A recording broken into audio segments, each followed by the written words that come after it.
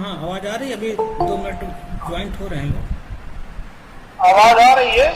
हाँ हाँ ये आ बहुत रही सारे है। लोग बैठे हैं, जो भी आएगा सब ज्वाइंट हो जाएंगे। जुड़ रहे हैं। हम्म।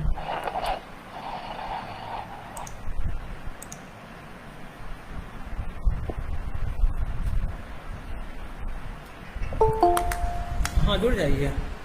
हाँ हेलो। अभी नहीं जुड़े हैं, जुड़ेंगे। हाँ अभी जब होगा तो ले लेना। ठीक। अभी 2 मिनट रुकी। अभी तो कितना चाहिए, 6 मिनट बाकी है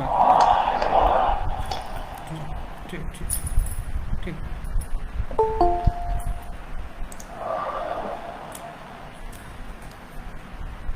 भाई साहब को प्रणाम। अ, खुश रहो। प्रणाम सर। नमस्कार।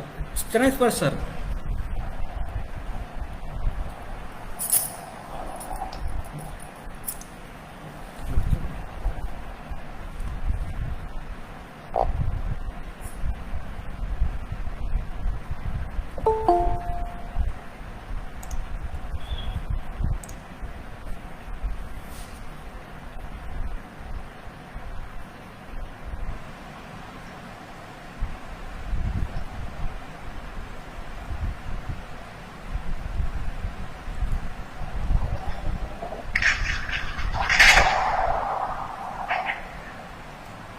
हेलो।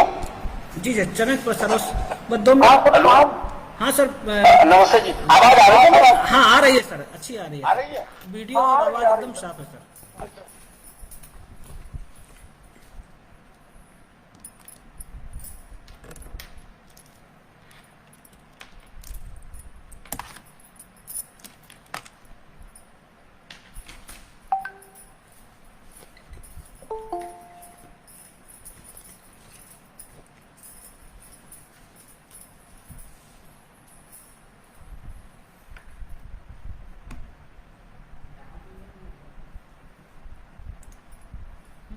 वो चालू है।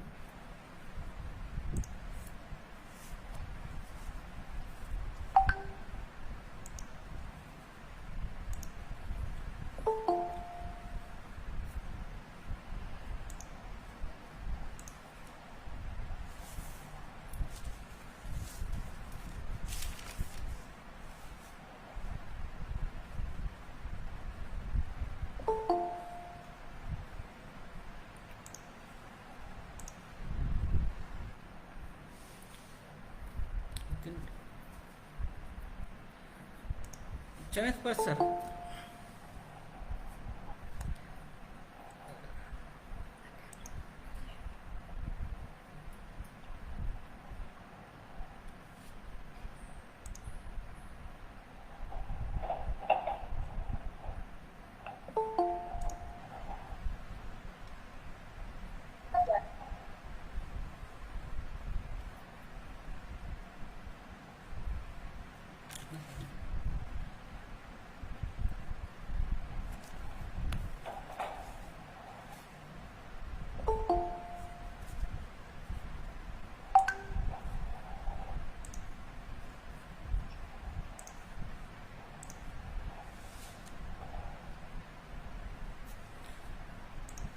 अभी 2 मिनट बाकी हैं, बस 2 मिनट के बाद कार्यक्रम शुरू कर देंगे।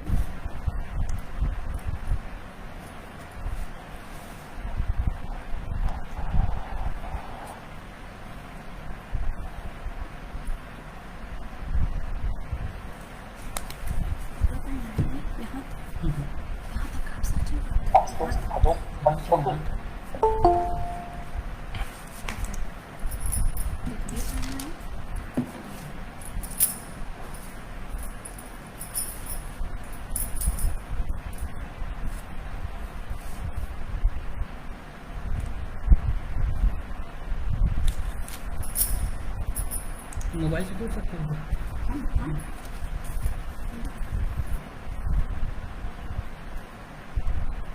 वेट करके वहाँ से बोल दीजिए।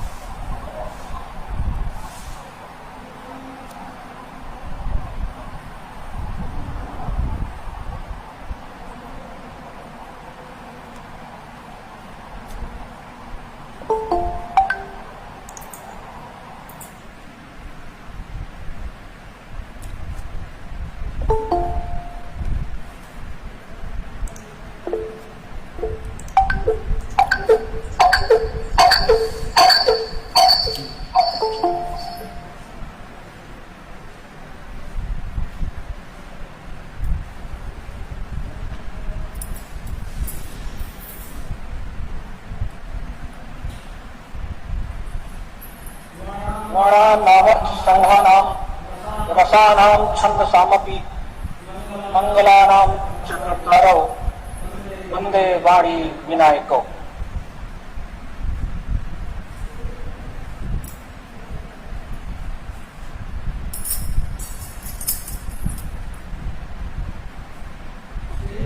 सुधीर जी कार्यक्रम शुरू करें।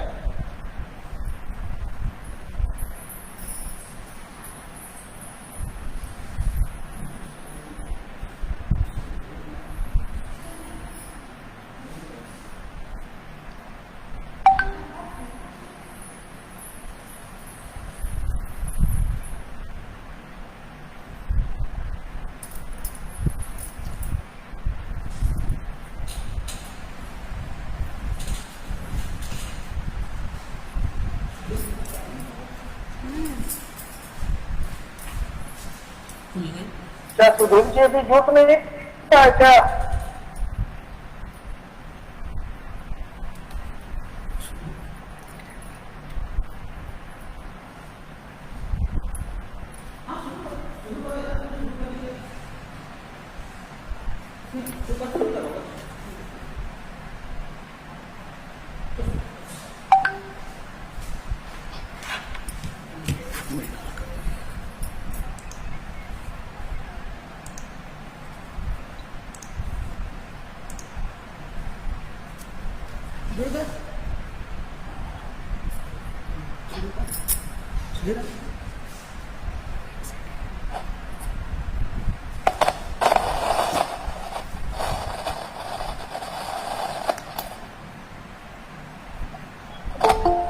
हेलो, हाँ नमस्कार जी, आवाज आ रही है ना? ये हाँ, अच्छा हाँ। आभासी मंच पर उपस्थित आदरणीय विद्वजन, शिक्षक वृंद एवं मेरे साथियों, जैसा कि विदित है कि सृजन श्री व्यास द्वारा लोक संस्कृति की अवधारणा और भारतीय चिंतन विषय पर यह पहला व्याख्यान आयोजित हो रहा है, जिसके वक्ता डॉक्टर राजेंद्र रंजन चतुर्वेदी सर एवं अध्यक्ष प्रोफेसर सूर्य प्रसाद दीक्षित सर हैं। जैसा कि हमारी सांस्कृतिक परंपरा में किसी भी कार्यक्रम का आयोजन मंगलाचरण के माध्यम से किया जाता है, अब मैं मंगलाचरण हेतु श्रीमती आकांक्षा जी को आमंत्रित करता हूँ। नमस्कार। शुभं करोति कल्याणं आरोग्यं धनसम्पदा शत्रुबुद्धिविनाशाय दीपज्योति नमोऽस्तुते। दिव्यादिव्यादीपत्कार कानि कुण्डले मोतीहार दिव्यालापाहून् नमस्कार तिवांची तेल कापसाची वात या कुंदेन्दु तुषारे हारे धवला या शुभ्रवस्त्रावृता या वीणावरदण्डमण्डितकरा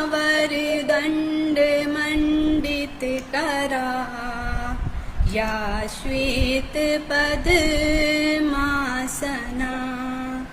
या ब्रह्माच्युतशङ्कर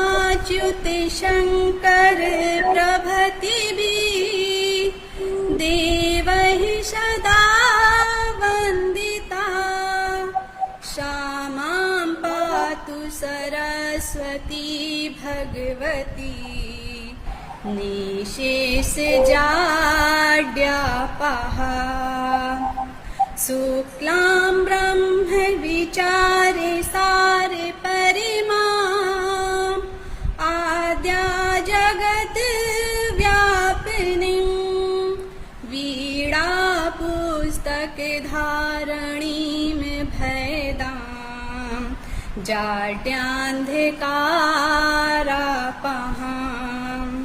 हस्ते स्फटिकमालिकां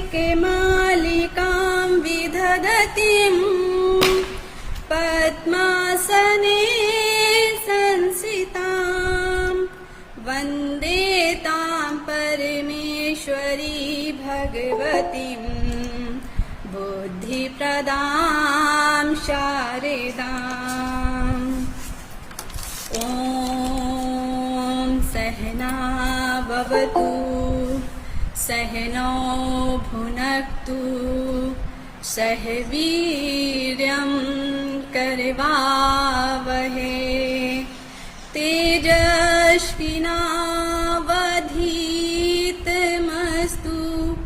मा विद्विषावहै। ॐ शान्ति शान्ति शांति। धन्यवाद। हाँ, धन्यवाद आकांक्षा जी। मंगलाचरण पश्चात मैं आभासी पटल पर जुड़े हमारे अतिथियों के स्वागत एवं अभिनंदन हेतु इस संस्था के अध्यक्ष श्री अनूप मिश्र जी को आमंत्रित करता हूं कि वो हमारे अतिथियों का स्वागत शब्दगुच्छ के माध्यम से करें। धन्यवाद डॉक्टर सुधीर। डॉक्टर राजेंद्र रंजन चतुर्वेदी भारत में लोकगीत अध्ययन और ब्रज भाषा साहित्य का वो नाम है कि अगर हम लोकगीत अध्ययन के विषय में कोई भी विमर्श करेंगे तो उनके नाम के बिना, उनके नाम की चर्चा के बिना वो विमर्श अधूरा रह जाता है।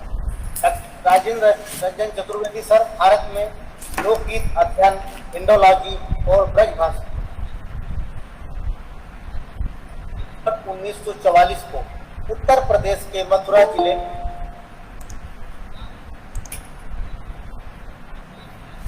में करके पीएचडी की उपाधि से सम्मानित किया गया और 1987 में लोक गीतों के अध्ययन पर आगरा विश्वविद्यालय से डीलिट की उपाधि से सम्मानित किया गया।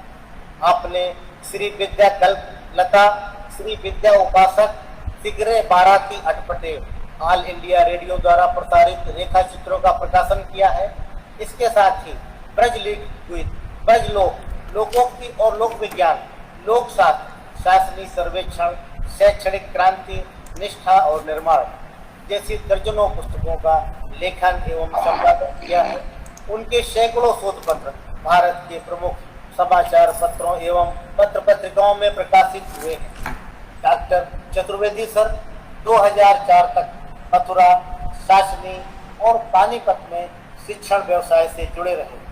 आप कुरुक्षेत्र विश्वविद्यालय से संबद्ध एसडी कॉलेज पानीपत से सेवा निवृत्त होकर भी तमाम अकादमिक कार्यों में लगातार संलग्न रह रहे हैं।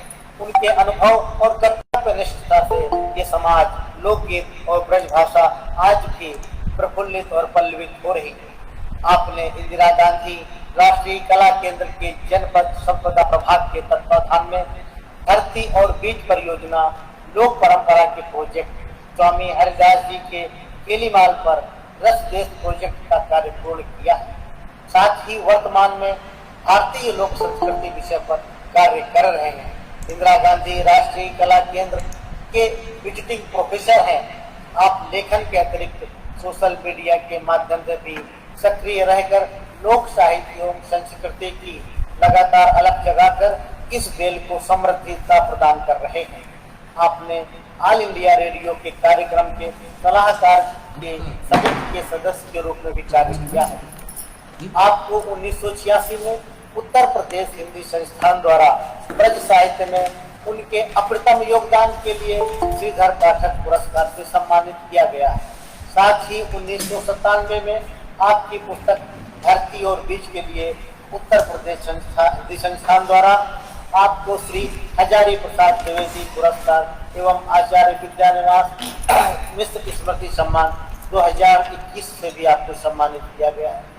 निश्चित रूप से आपने भारत में बोली जाने वाली लोक भाषाओं की मौखिक परंपराएं और साहित्य को संरक्षित करने की आवश्यकता पर जोर दिया है और विभिन्न मंचों पर लोक अध्ययन की आवश्यकता और महत्व पर प्रकाश डाला है। मैं इस कार्यक्रम को अपना समय देने के लिए आपका बहुत स्वागत करता हूँ, आभार व्यक्त करता हूँ। प्रोफेसर राजेंद्र रंजन चतुर्वेदी जी। इसके साथ ही मैं स्वागत करना चाहूंगा आज के कार्यक्रम के अधिष्ठाता डॉक्टर प्रोफेसर सूर्य प्रसाद दीक्षित जी का। प्रोफेसर सूर्य प्रसाद दीक्षित यथा नाम तथा गुण के अनुरूप हिंदी भाषा एवं साहित्य के क्षेत्र में अपना योगदान दे रहे हैं। उनकी किरणों से पूरा हिंदी साहित्य जगत प्रकाशमान हो रहा है। प्रोफेसर सूर्य प्रसाद दीक्षित हिंदी भाषा एवं साहित्य के मर्मज्ञ विद्वान हैं। आप लखनऊ विश्वविद्यालय के हिंदी एवं आधुनिक भाषा विज्ञान के विभागाध्यक्ष रहे हैं। आपने लखनऊ विश्वविद्यालय के अतिरिक्त इलाहाबाद विश्वविद्यालय, सागर विश्वविद्यालय, महाराज सयाजीराव गायकवाड़ विश्वविद्यालय, बड़ौदा विक्रम विश्वविद्यालय, उज्जैन, गोवा विश्वविद्यालय, कोचीन विश्वविद्यालय, महात्मा गांधी अंतर्राष्ट्रीय हिंदी विश्वविद्यालय वर्धा एवं दिल्ली विश्वविद्यालय जैसे देश के शीर्ष संस्थानों विश्वविद्यालयों में अतिथि प्रोफेसर के पद को सुशोभित किया है। प्रोफेसर दीक्षित सर का जन्म उत्तर प्रदेश के रायबरेली जिले के अंतर्गत पिन्नावा गांव में 1938 को हुआ था। आपने छायावादी गद्य विषय पर पीएचडी की उपाधि प्राप्त की और व्यवहारिक सौंदर्य शास्त्र विषय पर डीलिट की उपाधि की। आपने उत्कर्ष, उद्भव, अवधि, ज्ञान शिखा, शोध, कुल संदेश, साहित्य भारती, संचार श्री, चाणक्य, प्रभास, खोज जैसी तमाम अनगिनत पत्रिकाओं का संपादन किया। आपके सैकड़ों शोध पत्र एवं आलेख देश और विदेश की प्रतिष्ठित पत्र पत्रिकाओं में प्रकाशित हुए हैं। हिंदी साहित्य इतिहास की भूमिका, सुख की सुधा, विश्व पटल पर हिंदी, संचार भाषा हिंदी, निराला समग्र, प्रसाद समग्र, सेनापति, मिश्र बंधु, महादेवी वर्मा का कद, दुख की कथा रही जैसी कई दर्जन पुस्तकों का लेखन एवं संपादन किया है। इसके अतिरिक्त साहित्य अकादमी, नई दिल्ली, उत्तर प्रदेश हिंदी संस्थान जैसे महत्वपूर्ण अकादमिक संस्थानों में सदस्य एवं सलाहकार के रूप में भी आपने कार्य किया है। 1998 में आपको उत्तर प्रदेश हिंदी संस्थान से साहित्य भूषण का सम्मान, 2002 में दीनदयाल उपाध्याय सम्मान, 1999 हिंदी साहित्य सम्मेलन से साहित्य वाचस्पति की उपाधि, इंटरनेशनल सेक्टर 1998 में कैम्ब्रिज से international man of the year, 2013 में अमेरिकन इंस्टीट्यूट से distinguished personality of the world, Tulsi Awadh Shri Samman और साहित्य अकादमी नई दिल्ली द्वारा आथर इन रेजिडेंस जैसी फेलोशिप आपको प्राप्त हुई है। निश्चित रूप में आपने हिंदी एवं हिंदी आलोचना के क्षेत्र में एक सलाहकार आलोचक की तरह अपनी कार्य किया है और निरंतर कर रहे हैं। आप वर्तमान में आलोचना के क्षेत्र में अलौकिक योद्धा हैं, इस बात से कोई इनकार नहीं कर सकता है। मैं आपके गृह जनपद रायबरेली की धरती से आपका इस कार्यक्रम में स्वागत करता हूँ। इस कार्यक्रम से जुड़े हुए सभी महानुभावों का मैं इस संस्था का अध्यक्ष होने के नाते आपका स्वागत करता हूँ, वंदन करता हूँ, अभिनंदन करता हूँ। अब मैं इस कार्यक्रम को आगे इसके सोपान तक ले जाने के लिए डॉक्टर सुधीर तिवारी से अनुरोध करूंगा कि वो कार्यक्रम की बागडोर अपने हाथों में लेने का कष्ट करें। धन्यवाद सर, धन्यवाद सर। अधिक समय न लेते हुए मैं मुख्य वक्ता के रूप में उपस्थित लोक संस्कृति, साहित्य एवं ज्ञान की मर्मज्ञ डॉक्टर राजेंद्र रंजन चतुर्वेदी को सहर्ष आमंत्रित करता हूँ कि वो अपने उद्बोधन से हमें अनुग्रहित करें। एक आप सभी के लिए मेरा सादर नमस्कार। मुझे बहुत प्रसन्नता है कि आप सब लोगों के साथ मुझे लोक संस्कृति की अवधारणा और भारतीय चिंतन पर विमर्श करने का यह अवसर प्राप्त हुआ है। आप सभी लोग विज्ञ हैं और इस बात को जानते हैं कि संपूर्ण ज्ञान विज्ञान, कला, दर्शन, संस्कृति के केंद्र में मनुष्य, सारे अनुशासन मनुष्य की ही परिक्रमा कर रहे हैं। मनुष्य को जानने के लिए और मनुष्य के व्यवहार ये सभी ज्ञान विज्ञान अपनी अपनी भूमिका निभाते हैं और संस्कृति भी वही कार्य करती है। आपने बहुत अच्छा विषय दिया मुझे, भारतीय चिंतन को लोक संस्कृति से जुड़ा, लोक संस्कृति की अवधारणा और भारतीय चिंतन। सच्चाई यह है कि हम बड़ी इमारत को, बड़े किले को, बड़े महल को, उसके छत के कंगूरे को, उसकी कलात्मकता को देख लेते हैं, लेकिन जो नींव के पत्थर हैं वो हमारी नजर में नहीं आते, जबकि सारा भवन उसी नींव पर टिका हुआ होता है। इसी प्रकार से हम मेघ को वर्षा करते हुए तो वर्षा कर रहा है, लेकिन समुद्र में वाष्पीकरण जो हो रहा है उसको तो बहुत कम लोग ही देख पाते हैं। सामान्यतया हम मेघ को ही देखते हैं, ठीक उसी प्रकार से जैसे महल के कंगूरों को देखते हैं, महल की छत को देखते हैं, महल की उड़ेल को देखते हैं। आपने जो विषय दिया भारतीय चिंतन, लेकिन भारतीय चिंतन के साथ आपने लोक को जोड़ दिया, लोक जीवन और लोक संस्कृति को जोड़ा। महत्व की बात यही है। हम कहते हैं ताजमहल शाहजहां ने बनाया, क्या यह बात सच है या सरलीकरण किया गया है?